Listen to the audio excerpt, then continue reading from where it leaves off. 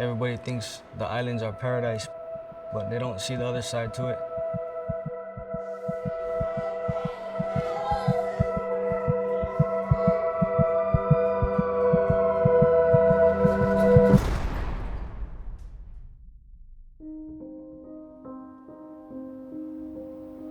I grew up my whole life on Kauai. Growing up was really lonely. My parents were there, but we were never stable. My mom and my dad were fighting over drugs. I was watching them fight before I fell asleep.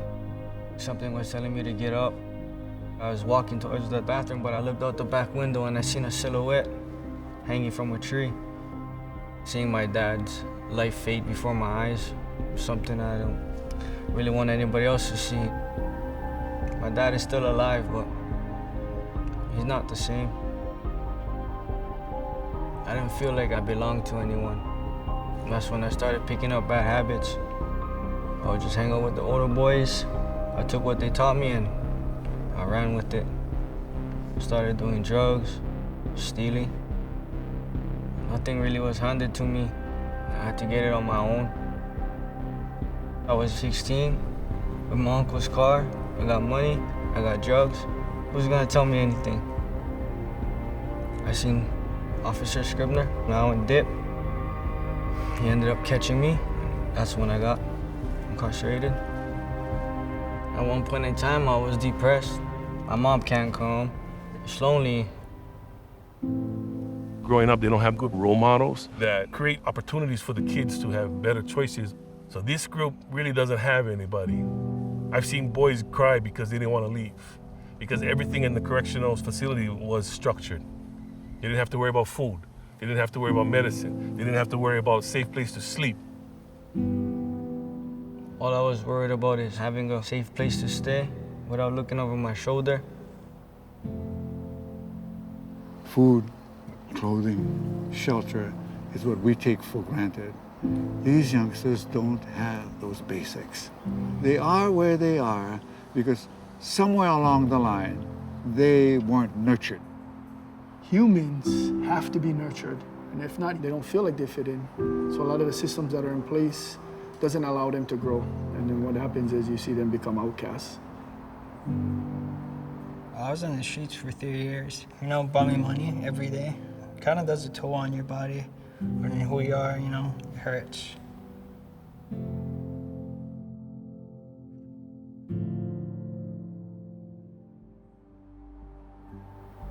A lot of these youngsters weren't the ones that had food on the table every night.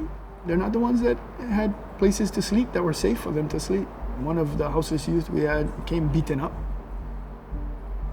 That night, I figured I'll drive through Kailua and check out where he stays at because he's houseless. I heard this big commotion, and so I go around the corner, and Kama's at a bus stop, and he's all bust up. He has his hand wrapped. And I asked him, what happened, man? And he told me some guy just beat him up. This guy said, I'm trying to rob his mom. He ran in his car and grabbed the pipe, and he started trying to swing it, and I blocked it one time. That guy's son beat up Kama because he thought that his wife was going to get robbed by Kama. He just happened to look like the wrong kind of guy when all Kama did was cross the street. People tend to judge someone right away. But what we have to do is realize that there is underlying reasons why they're doing what they're doing. It's just the choices they make. In all the prisons I've ever worked in, I've yet to meet a bad kid. What is it that make them do bad choices? I'm just gonna say life.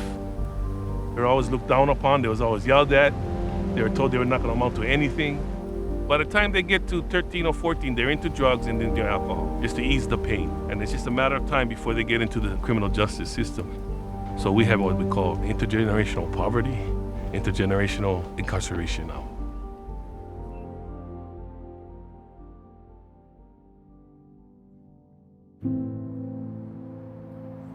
If you were raised up as a kid and saw your mom get hit by your dad, and when your mom got hit, she would be a subordinate.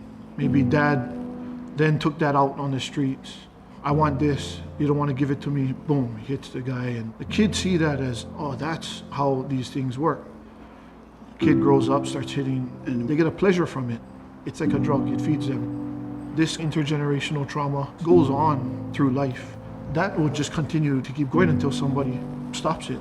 That's when I thought, well, we gotta do something for these guys.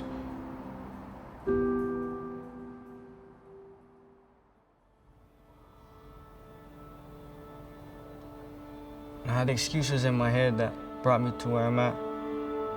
I really want to change. When I first got involved with this age group, I was angry at them. And I said they're lazy. And I said, wait, somebody trained those kids. And that's where I said, hey, you know what? It must be they just don't know how. So why don't I give them the benefit of the doubt?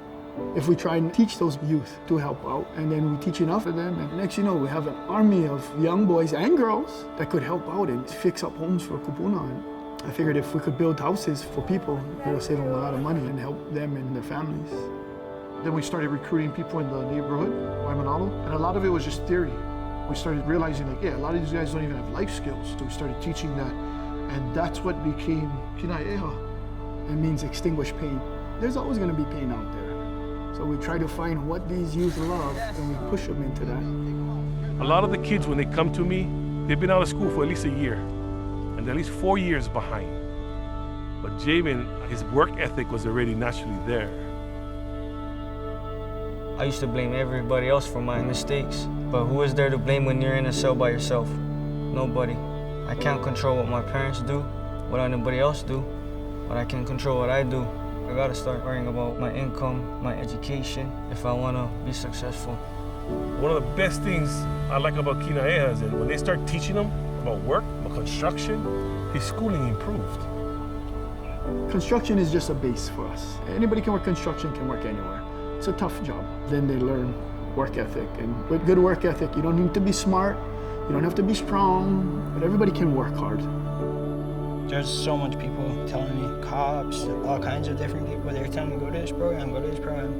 And I didn't want to. I wanted to stay out there. And then this auntie who helps me out, she was telling me, you should really try it, just try it. I just told myself, I have to get myself out. So when they first come, we ask them what's their purpose. You know, a lot of them will say what you want to hear. And some of them don't even know what a purpose is. For one of our homeless boys, he said a plate lunch. The most important thing for him was a plate lunch. So I said, right now, your purpose in life is to survive and get food. And I said, just being here today, you guys beat the odds so far. So let's start from now and move forward.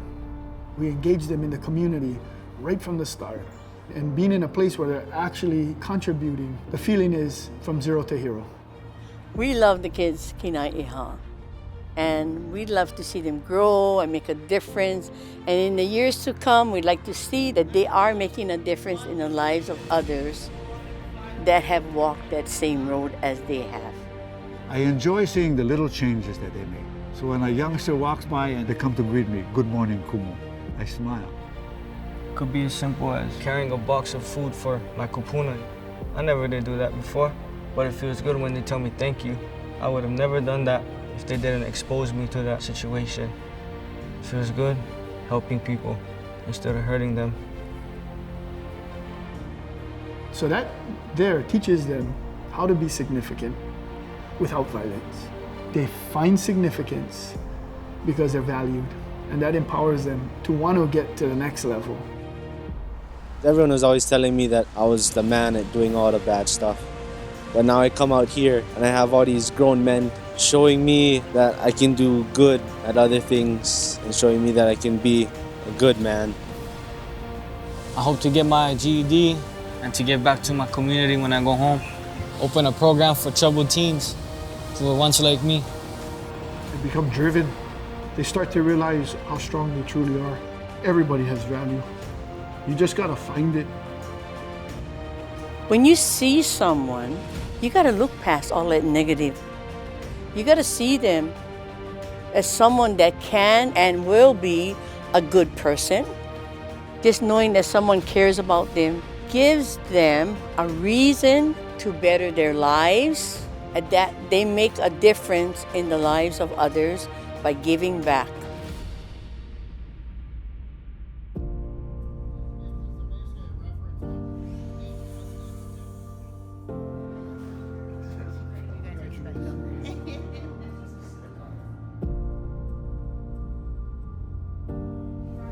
Life is all about